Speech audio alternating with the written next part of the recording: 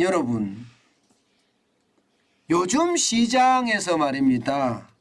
참 기이한 일, 특히 부동산 시장에서 기이한 일이 많이 벌어지는데 여러분 이거 한번 보세요. 집주인은 30억에 팔겠다고 집을 내놨는데 사겠다는 사람은요 25억 원 이야기합니다. 이러니 거래가 제대로 이루어질 리가 있겠습니까? 거래가 안 이루어지지. 그것도 말입니다. 보시다시피 서울 강남구 개포동의 한 중개사의 이야기예요. 5억 깎아달라는 이야기잖아요. 야, 여러분 이거 있잖아요. 진짜 말하기 어려운 겁니다. 생각을 해보세요. 집주인은 30억에 내놨는데 사겠다는 사람은 25억에 사겠다. 이거 진짜 쉽지 않거든요. 그런데 이게 쉽게 나온다는 거. 쉽게. 이 말은 여러분 부동산 시장에 이미 패닉이 왔다고 저는 보이는 겁니다. 패닉이 왔다.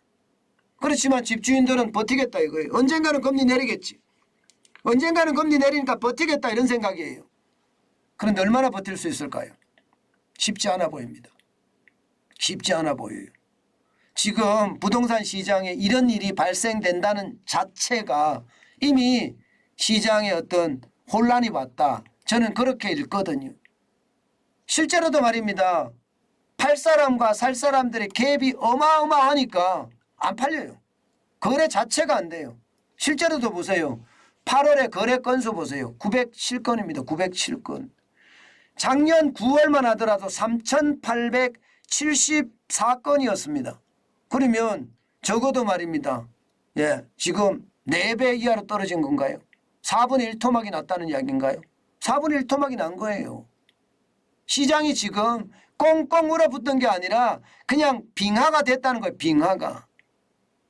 시장 자체가 굉장히 많이 지금 전멸이라고 이야기하는 것은 좀 그런가요?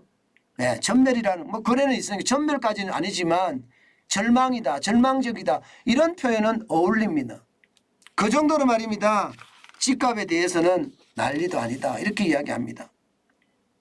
실제 30억에 집을 팔겠다고 내놓은 사람들은요 지금 오히려 지금 매물을 거둬들이면서 차라리 빚내서 내가 세금을 내고 말지 이렇게는 못 팔아 이렇게 이야기할 정도거든요. 문제는 여러분 그러면 금리가 내려져서 팔 수 있을 거냐 이 문제잖아요. 자 여러분 이 지표 한번 보세요. 이 지표 한번 보세요. 아파트 매매 수급 지수입니다. 이게 기준선이 100이라는 걸 일단은 아시고 시작을 하는 게 좋습니다. 그런데 서울 보세요. 9월 26일 현재 78.5입니다. 78.5.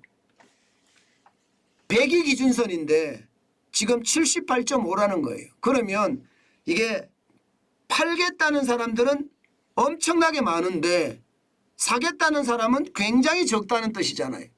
전국으로도 봐도 마찬가지입니다. 전국으로도 9월 26일 현재 84.8입니다. 굉장히 낮습니다. 지난 6월 6일만 하더라도 전국은 93.7이었고요. 서울은 89.4였습니다. 그러던 것이 지금 78.5까지 떨어졌다는 사실입니다. 이것은 결국 말입니다.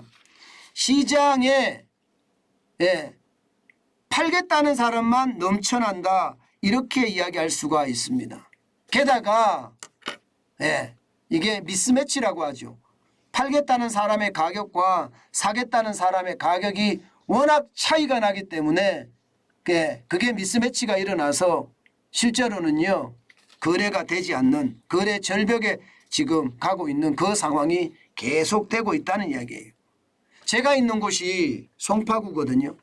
제가 송파구 법조타운에 있는데 여기 가까이에 힐리어시티가 있습니다. 힐리어시티. 거기 가구 수가 9,510가구입니다.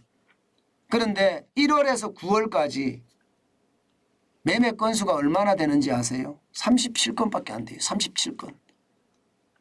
그야말로 거래 절벽이라고 이야기할 수가 있죠. 작년만 하더라도 160건이었습니다. 작년만 하더라도. 결국 4분의 1 토막이 난 거예요. 4분의 1 토막. 서초구 반포동에 있는 반포자이 여기도 마찬가지입니다. 3,410가구 규모인데 예, 매매 건수가 15건이에요. 15건. 작년에는 61건이었어요. 이것도 4분의 1 토막이죠. 4분의 1 토막이 났다는 이야기가 되는 겁니다. 그러다 보니까 지금 미분양은 계속 늘어갑니다. 미분양은 지난달 말 기준으로 32,722가구로 늘었고요. 전월 보다가 1,438가구가 늘어났습니다. 이것은 결국 말입니다. 시장 분위기가 지금 굉장히 달라졌다는 이야기예요. 저는 이것을 보면서요. 예, 많은 사람들이 위기라는 것을 제대로 인식하지 못하고 있는 것 아닌가. 집을 가진 사람도 버티면 되겠다 그런 생각을 하는 거고요. 집을 사는 사람도 떨어질 건데 뭐 더 기다리지 뭐 이렇게 생각하는 것.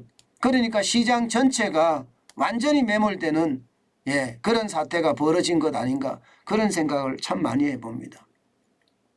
여러분 예, 30억에 내놓은 것을 25억에 사겠다고 이야기하는 것조차 기이한 현상이기도 해요.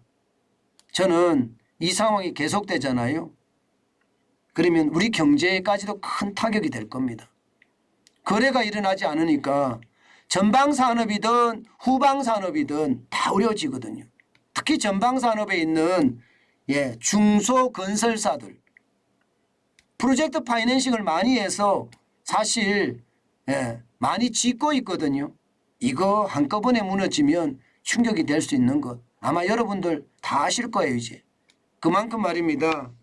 지금 경제 상황은 점점 나빠진다는 이야기가 되는 겁니다. 여러분 집은 제가 그랬잖아요. 시장만 지금 똑바로 쳐다보자. 그리고 발품을 팔아서 내가 가고 싶은 곳에 자주 가보자. 네. 그러면서 손품을 팔아가면서 매물이 어떻게 흘러가는지 항상 파악을 하고 있자. 그리고 진짜로 떨어졌을 때 예, 내가 매입을 하자. 이 말씀 드렸습니다. 지금이 딱 그럴 때입니다. 시장을 똑바로 직시하시고 발품 팔고 손품 팔아서 가보기도 하고요. 예, 인터넷을 뒤지든 예, 뒤져보기도 하고요. 그런 게 지금은 굉장히 필요할 때다. 저는 다시 한번 여러분에게 말씀을 드립니다. 그만큼 말입니다. 시장에 기회가 저는 생겼다고 생각합니다. 제가 현금을 쌓아놓으라는 이야기를 계속 했잖아요. 충분히 기회가 생겼을 거라고 생각해요. 그러니 여러분 시장은 예, 변화에 따라서 우리가 똑바로 직시만 하고 있다면 기회를 잡을 수 있다. 이 말씀 다시 한번 드립니다.